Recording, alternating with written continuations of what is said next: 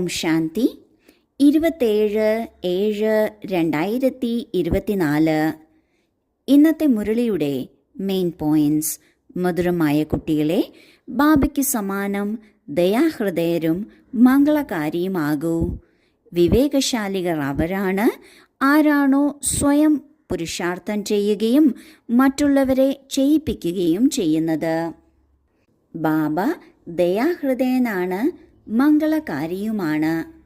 നമ്മൾ കുട്ടികളും ബാബയെപ്പോലെ തന്നെ ദയാഹൃദയരും മംഗളകാരിയുമാകണം.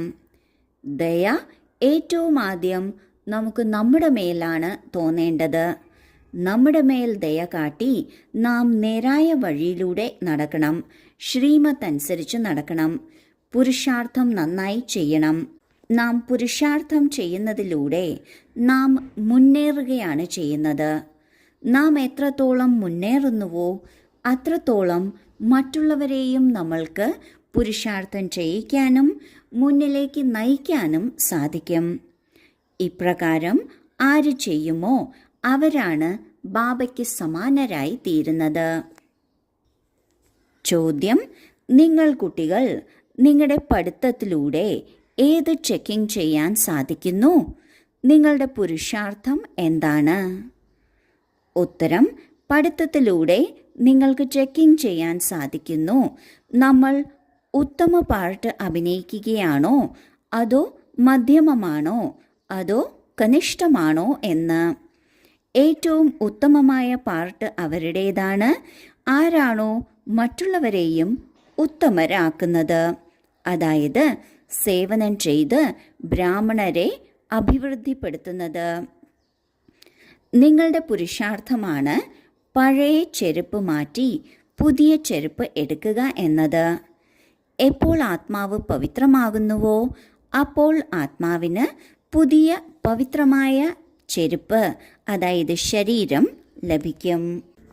ബാബ നമ്മളെ പഠിപ്പിക്കുന്ന പഠിത്തത്തിൻ്റെ ആധാരത്തിൽ നമ്മൾക്ക് സ്വയം നമ്മളുടെ പുരുഷാർത്ഥത്തിൻ്റെ വേഗതയെ തിരിച്ചറിയാൻ സാധിക്കും. നാം ചെയ്യുന്ന പുരുഷാർത്ഥം ഉത്തമമാണോ, മധ്യമമാണോ, അതോ കനിഷ്ഠമാണോ എന്ന് നമ്മൾക്കറിയാൻ സാധിക്കും.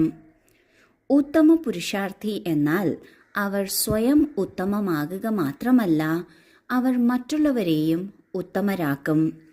എത്രത്തോളം നല്ല പുരുഷാർത്ഥം ചെയ്യുന്നുവോ അത്രയും നാം മുന്നേറുകയാണ് ചെയ്യുന്നത്.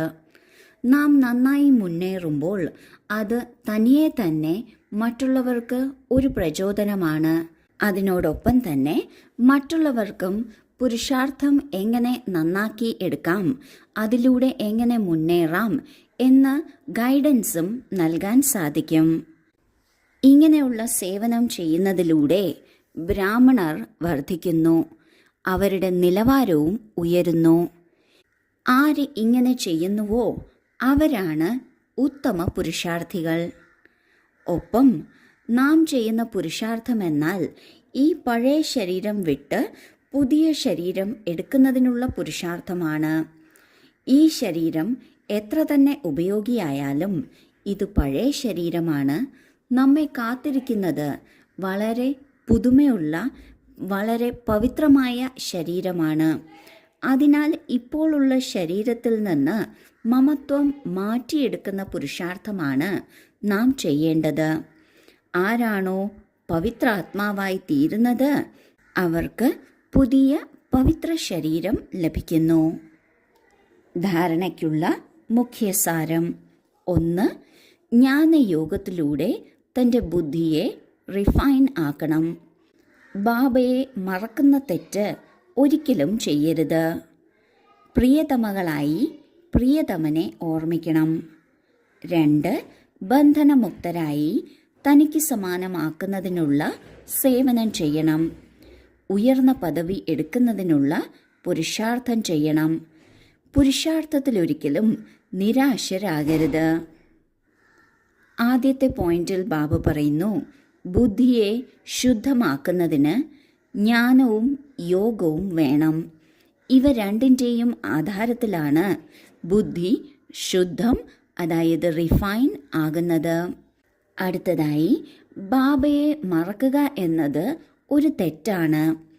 കാരണം ബാബ നമ്മുടെ അച്ഛനുമാണ്, ടീച്ചറുമാണ്, സദ്ഗുരുവുമാണ്.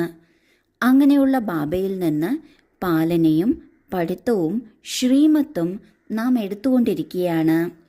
ഇത് നമ്മൾ കുട്ടികൾക്ക് മാത്രമേ ലഭ്യമായിട്ടുള്ളൂ.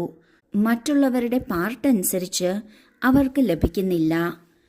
അപ്പോൾ ഇങ്ങനെയുള്ള ബാബയെ മറക്കുന്നത് തെറ്റ് തന്നെയാണ്. ഈ തെറ്റൊരിക്കലും ചെയ്യരുത്. പ്രിയതമയായി പ്രിയതമനായ ബാബയെ ഓർക്കണം.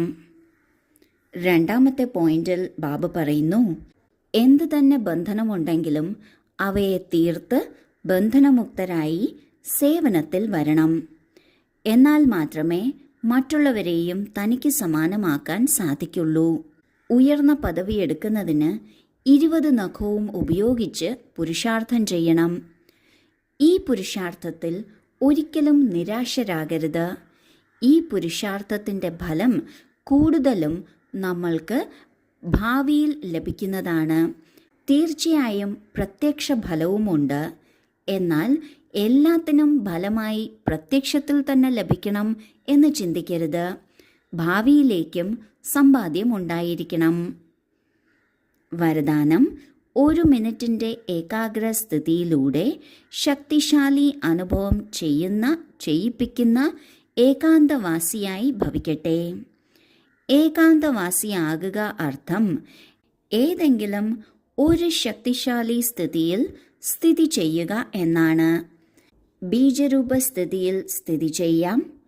ലൈറ്റ് മൈറ്റ് ഹൗസിൻ്റെ സ്ഥിതിയിൽ സ്ഥിതി ചെയ്തുകൊണ്ട് വിശ്വത്തിന് ലൈറ്റ് മൈറ്റ് നൽകാം.